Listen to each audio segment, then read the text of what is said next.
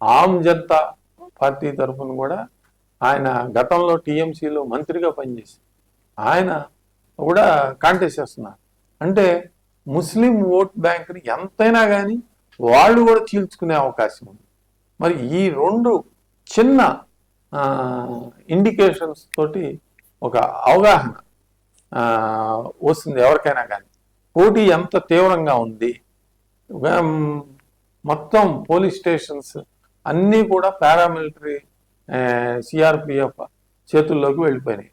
అంటే ఎన్నికల్ని కేంద్ర ప్రభుత్వం సజావుగా జరిపించాలి. ఎందుకంటే రాష్ట్రంలో అధికారంలో ఉన్న మమతా బెనర్జీ అక్రమాలకు పాల్పడుతున్నారు అనేది స్థానికంగా భాజపా నాయకులు చేస్తున్న ఆరోపణ. ఆ ఆరోపణలు ఎదుర్కొంటూనే మరి మమతా బెనర్జీ తన పోరాటాన్ని, అంటే ఆ తన ఓట్ బ్యాంక్ కన్సాలిడేట్ చేసుకోవటం కోసం వేయని ఎత్తుగడ లేదు.